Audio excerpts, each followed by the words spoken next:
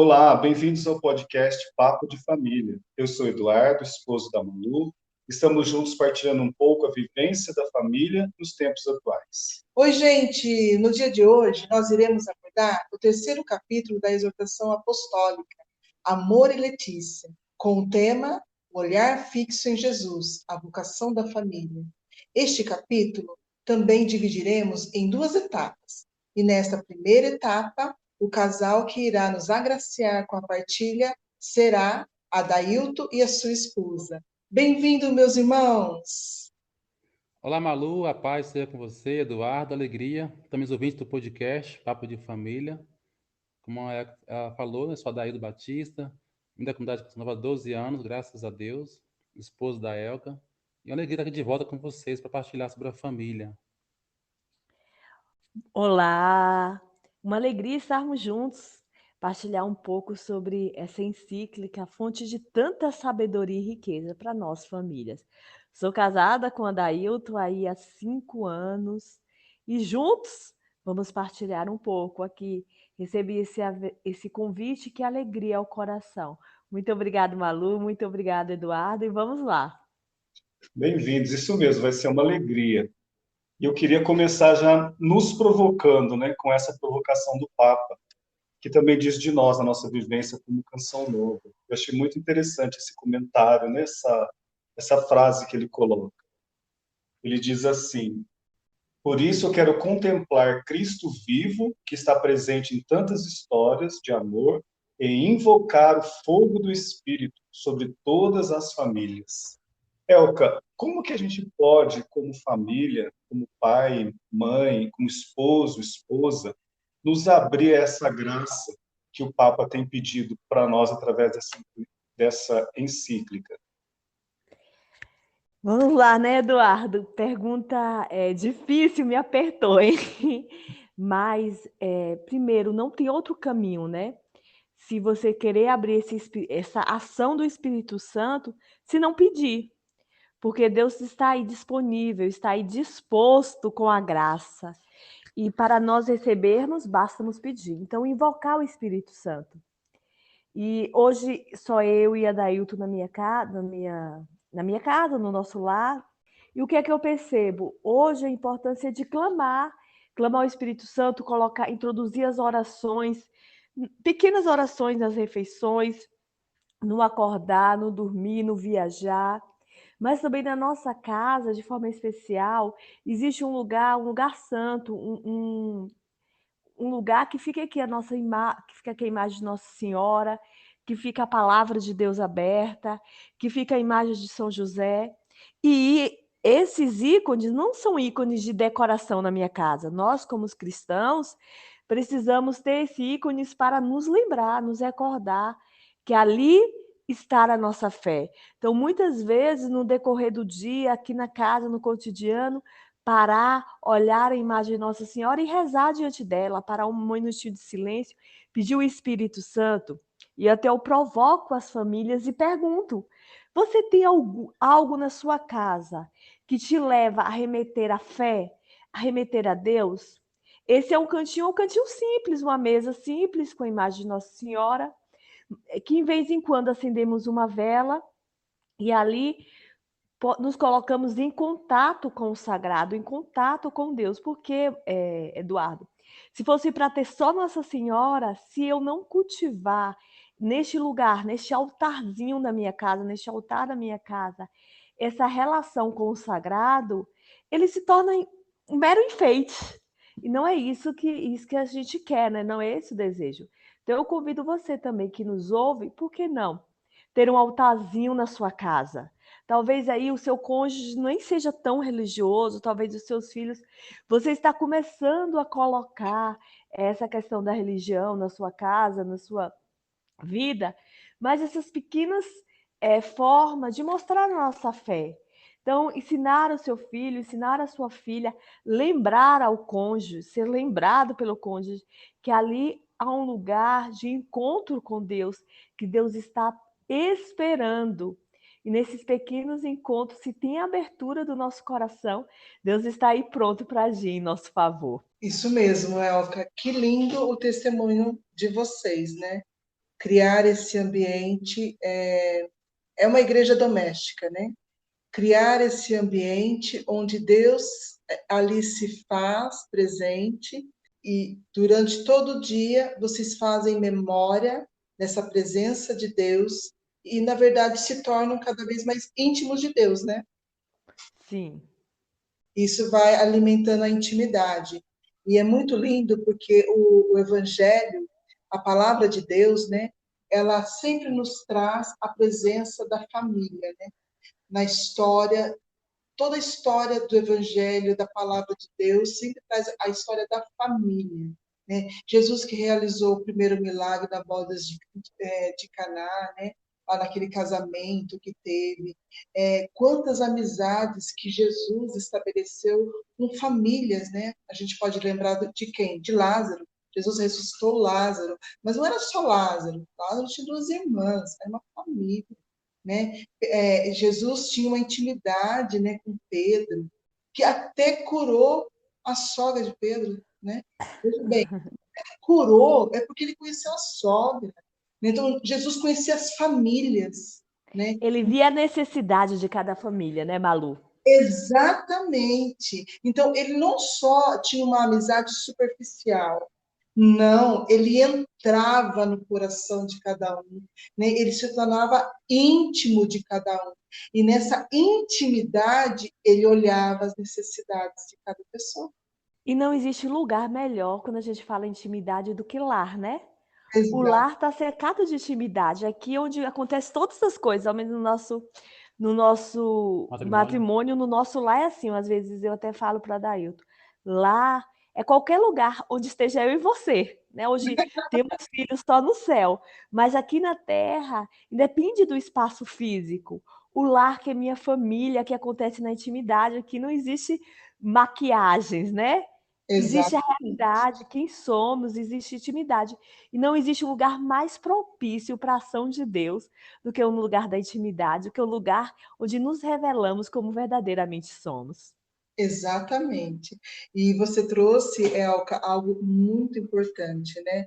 Que o lar é lugar da intimidade, tanto da intimidade do homem com Deus, da mulher com Deus, né? Mas também da intimidade do casal, né? Que faz para a gente o quê? Uma relação da intimidade com Cristo e a igreja, né? É o casal que se doa um para o outro, é Cristo que se doa para a igreja, é Cristo que perdoa a igreja, é o casal que perdoa um ao outro. Então, essa intimidade que vai crescer nessa relação também de amizade, não é, Edu? Isso, exatamente. E o bonito dessa relação de amizade, o que a gente entende por amigo? Amigo é aquele que está próximo, aquele que eu posso dizer das minhas alegrias, eu posso dizer também das minhas tristezas, Fracassos, né? das minhas dificuldades, dos meus fracassos. E Jesus quer ser esse nosso amigo. E Jesus é o amigo das famílias. Exatamente. Então, essa é uma realidade também que nós gostaríamos que você deixasse gravado no seu coração. Você que nos ouve, você que vai nos escutar, Jesus é o amigo das famílias. Adailton, partilha um pouquinho para nós, como é essa amizade com esse Jesus?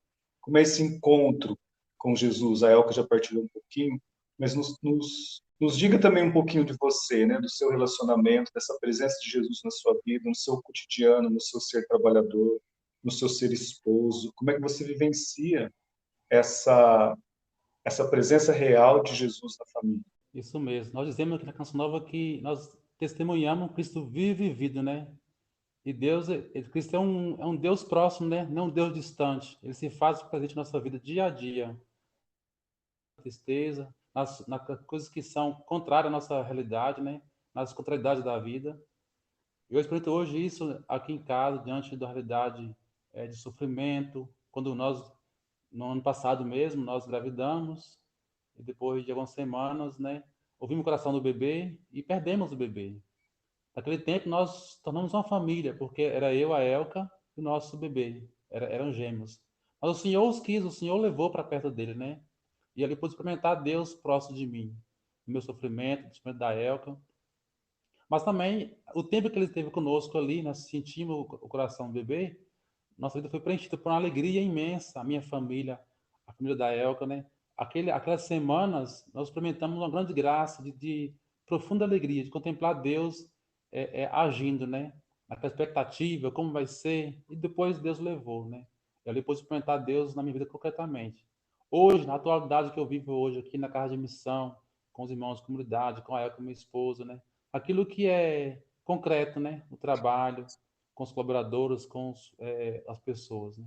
Esse Deus que é próximo, na minha intimidade com Ele, onde eu vou na capela, eu me prostro diante de Deus, levo para Ele as minhas angústias, os desafios, as tristezas, mas também aquilo que é alegria, né? De estar cada dia mais, acordar bem, de saúde, poder ir para a luta, né?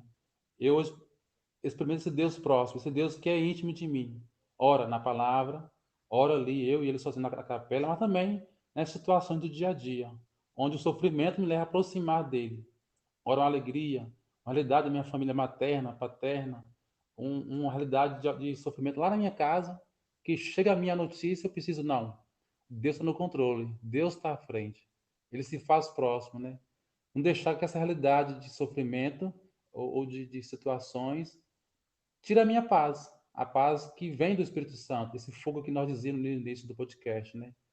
Se eu não cultivo isso no dia a dia, na Eucaristia, no Santo Texto, aqui no diálogo com a Elka, né? Mesmo nas diferenças, né? Como homem e como mulher, e trazer isso para o dia a dia, eu não consigo, né, ressignificar. Eu hoje toco nisso, esse Deus próximo. Aqui também as minhas devoções, né? Eu, passando agora esse mês de agosto, estou rezando a novena de São José. Eu fiz também 30 dias de São José, por experimentar, né? Como Deus se faz próximo também na devoção.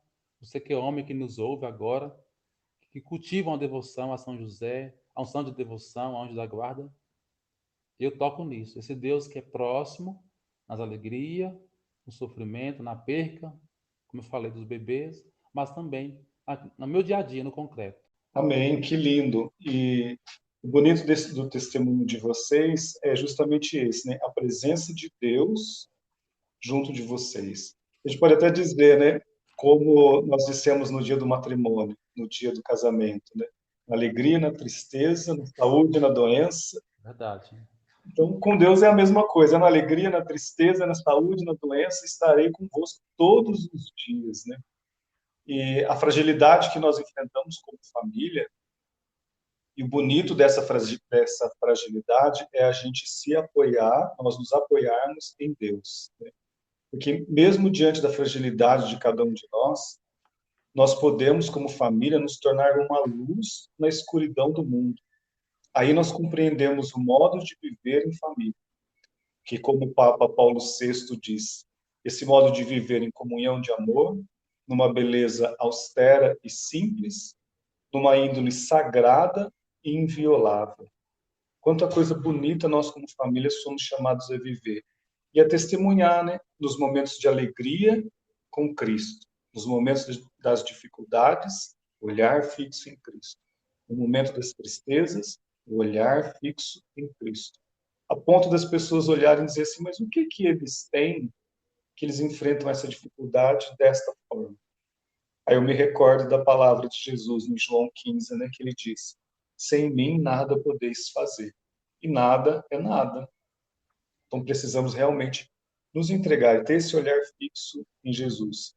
Nessa primeira parte eu vejo muito bonito o que nós partilhamos da presença de Jesus, da palavra de Deus na vida da família. A preocupação de Jesus, né, a vivência de Jesus nas famílias. E a igreja também tem vários documentos também relacionados à vivência familiar, relacionados ao matrimônio, às dificuldades da família. Você já Educação dos teve, Elka, filhos. isso dos filhos? Você pode citar alguns para nós, Elka? Alguns Oi, documentos da igreja? Já tiveram alguma experiência com algum documento? sim, graças a Deus já tive. Na verdade, assim, passou um tempo, demorou para me ter essa experiência. Eu sou católica de berço, minha família é muito católica, mas eu confesso que eu demorei um pouquinho para adentrar nos documentos da Igreja Católica.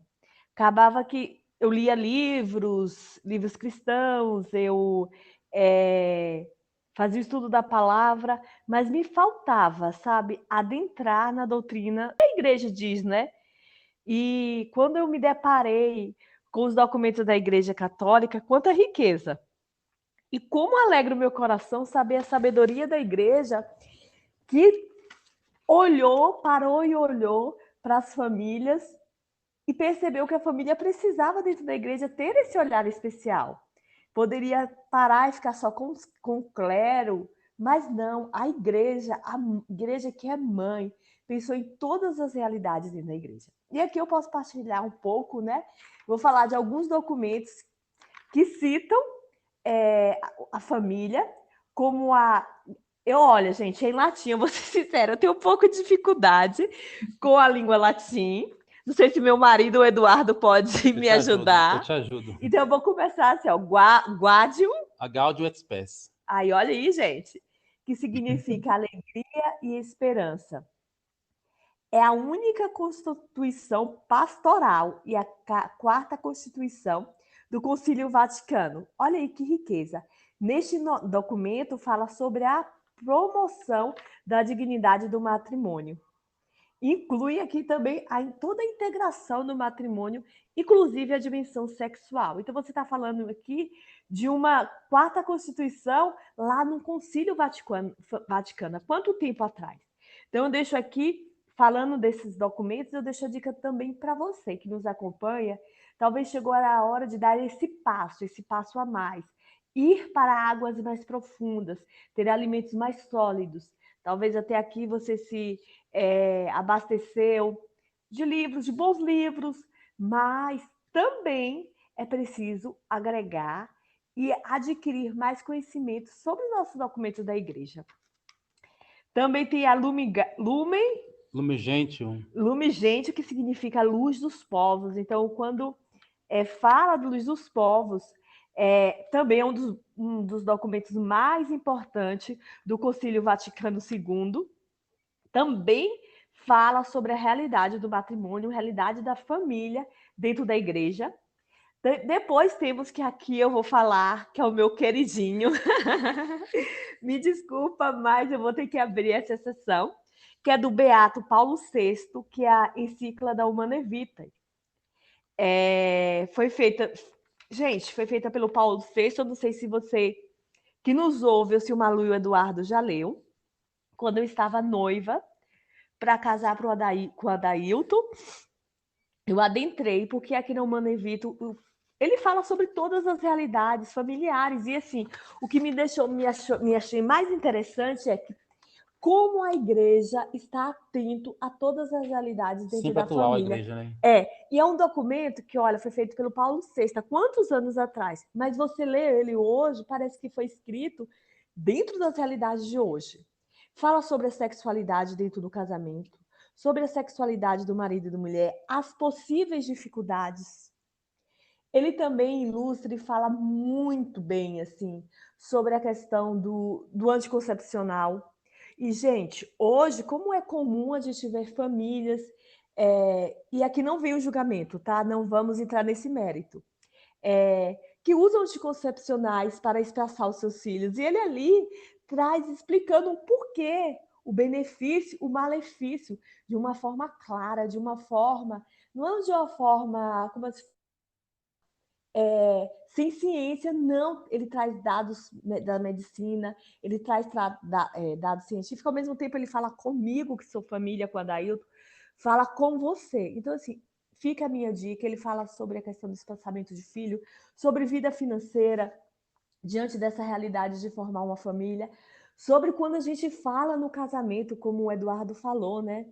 Que a gente vai diante de Deus, muitas vezes a gente vai para o sacramento e a gente não tem noção do que nós nos deparamos diante do altar, quando assumimos o sacramento do matrimônio. É muito mais que um contrato civil, é muito mais que uma festa bonita. Estamos ligando com Deus, estamos recebendo a bênção de Deus, e nessa bênção nós dizemos sim, queremos a bênção de Deus. Lá no altar a gente pede, você quer receber de Deus todos os filhos que Deus te dá? E a gente fala sim. E talvez antes, como casais de noivos, de namorados, pensar, eu quero ter 2 filhos, eu quero ter 3 filhos. E talvez o que Deus tenha para você como casal é mais filhos, ou também como nós. Deus nos deu 2 filhos, uma gestação gemelar, mas nós ofertamos a Deus. Então, estar essa aberta à maternidade e à paternidade responsável alarga muito, muito, muito, muito. E na Humanevita, de fato, eu sou apaixonada. E me perdoe por demorar tanto aqui, mas é porque, de fato, existe uma riqueza muito grande. E quando eu estava lendo, se eu pudesse colocar nos outdoors das cidades, em todos os lugares, eu pediria para ler. Eu acho que todo casal deveria ler essa encíclica antes de casar. Porque se você está casando na Igreja Católica Apostólica Romana, pedindo essa bênção de Deus, você tem direitos e deveres. E você precisa entender a graça que você está adquirindo, contraindo, quando você recebe esse laço matrimonial. Também eu posso falar aqui da carta de São João Paulo II, que não fica a menos nem abaixo aí do Beato Paulo VI, que é a exortação Familiares Consórcio. De fato, é maravilhosa. Também já li, é rica. E do meu querido Bento XVI, a encíclica Deus é amor, né? Deus carta est. É. Outra encíclica que ele vai falando sobre o amor divino, ele vai falando sobre o amor esponsal, mas também que ele entra nesse amor Eros, entre homem e mulher. Eu li também, venhamos e convenhamos, né? Nosso teólogo, nosso Bento XVI, quantas riquezas, quanto conteúdo nesse documento. E eu digo, a igreja está preocupada com a família. E agora o Papa Francisco, com esse documento, que eu não vou falar muito, porque a gente está estudando aqui nos podcasts, o Amor e Letícia. Alegria do amor. A alegria do amor traz tantas realidades, traz tantas com detalhes. Então, se você me perguntar, Elka, qual é o segredo para se tornar um casal cristão, um casal católico apostólico romano? Antes de tudo, leia as encíclicas. Leia, se debruce, porque a partir da leitura, a partir do conhecimento, você será iluminado para aí seguir uma vida cristã, uma vida coerente com aquilo que você diz que é ser católico, apostólico, romano. Eu vejo isso dentro da minha conjugalidade, quanto eu mudei. Sim, também. Você que nos ouve o podcast, se não pegou aí os nomes, fique tranquilo. Depois essa aqui vai colocar na descrição do podcast os links para você depois baixar no site Vaticano esses documentos, né? Da Amor Letícia, Deus Caritas Est, da Lume Gente, também da Humana Vitae. Fique tranquilo que vai ter depois no podcast a descrição esses links para você depois baixar e ler esses documentos. Outro livro que eu indico também da Kimberly é O Amor que Dá Vida, do esposo dela, Todos os Caminhos Levam a Roma. É um casal que era evangélico, olha só. Eram muito atuantes, muito evangélico. Ele era pastor, ele foi para os Estados Unidos, ele era dos Estados Unidos, ele foi para algum lugar estudar a doutrina lá evangélica, e chegou uma hora que a mulher começou a perceber, peraí, falta alguma coisa na minha fé. E ela começa a estudar os documentos da Igreja Católica, e ela se converte através desse contato com documentos da Igreja Católica. Futuramente também ele se converte ao catolicismo, e hoje eles vivem na fé. Então, a riqueza que está aí, esses documentos, para nós. A gente está falando aqui das famílias, mas tem outros que abrangem tantas realidades. É importante esse testemunho que vocês estão trazendo para demonstrar o quê? A igreja se preocupa com as famílias, né? Você até disse isso. Isso é um dado importante para nós termos essa visão, né? O Senhor se preocupa com as famílias, existe a ideia, a construção, a vivência das famílias na palavra de Deus, e a igreja também se preocupa com as famílias. A igreja ouve as famílias, né? Essa exortação apostólica mesmo, Amores Letícia, ela é fruto de 2 sínodos dos bispos, os cardeais, que ouviram as famílias. Né? Então, olha que bonito. A igreja ouve as famílias, se preocupa com as famílias. E diante dessas realidades, né, da família na palavra, da família nos documentos da igreja, aí nós conseguimos avançar, né, para o sacramento do matrimônio. o Papa diz assim, que Cristo vem ao encontro dos esposos cristãos com o sacramento do matrimônio e permanece com eles. Ô, Eduardo, e também, assim, ele fala assim ó, na frente do texto, né? O matrimônio não é uma convenção social, um rito vazio, ou um mero sinal externo do compromisso. O sacramento do matrimônio é um dom para a santificação e salvação dos esposos. Veja assim que na família, você que hoje que é pai, mãe, tem filhos, você que ainda não tem família, é casal, tá aguardando o filho chegar, filho do coração, filho do sangue. O matrimônio também é um caminho de santificação, onde um morre ali na sua vontade, na sua vontade para fazer a vontade do outro, né? E vice-versa. Para quê? Para se santificar. Como nós dizíamos, né? No sofrimento, na alegria, mas no dia a dia, naquilo que é próprio de um casal, né? Arrumar a casa, ter que limpar, faxinar, ter que preparar o almoço, fazer um lanche, ajudar os filhos na educação da escola, tudo isso que a família vive, toda a realidade, também, na nossa visão, e a igreja vê isso, são meios de santificação, meio para a gente se santificar. Porque, meu irmão, minha irmã, que nos ouve, você pode preocupar para o seu filho ter uma boa faculdade, ser um bom engenheiro, ser um bom profissional, mas se ele não busca Deus e buscar o céu, nada adianta.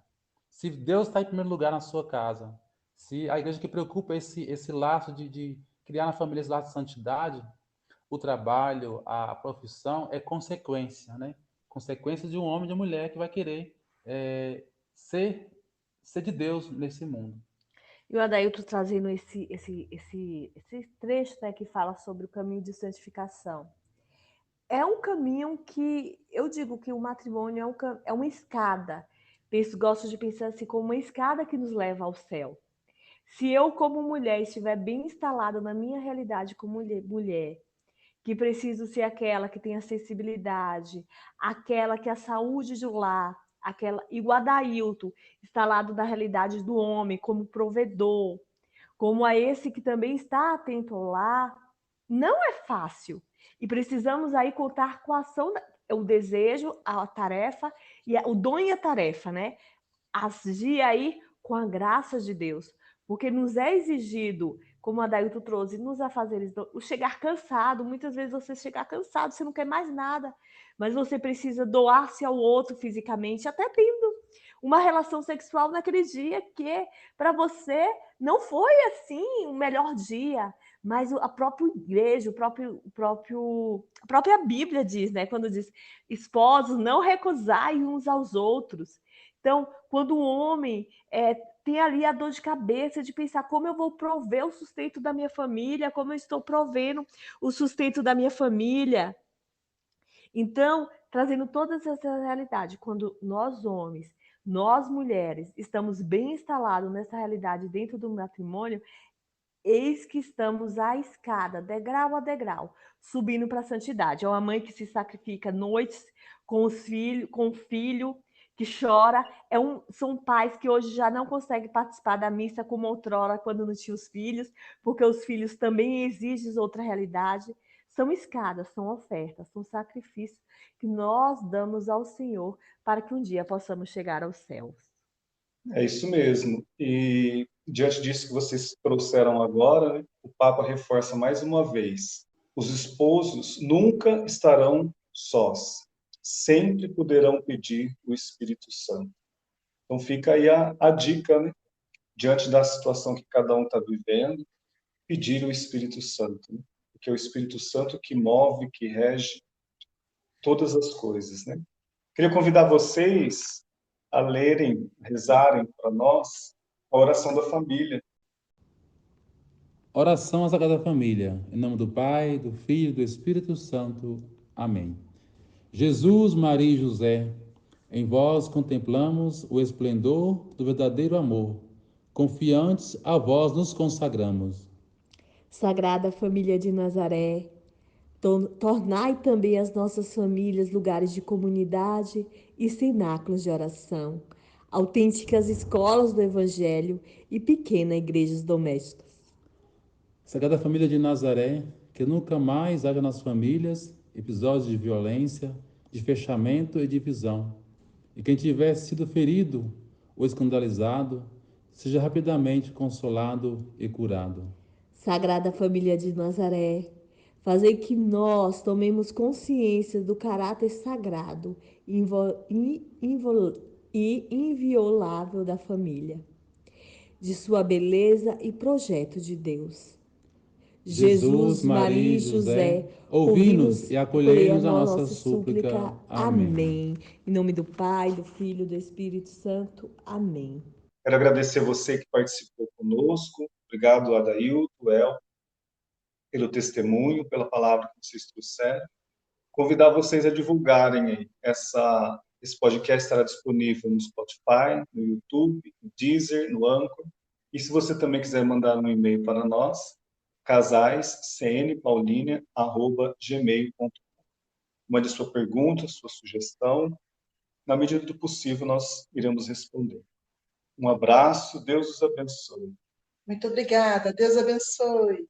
Obrigado, Eduardo, Malu. Deus abençoe. Até um próximo episódio. Amém. Um abraço. Abraço.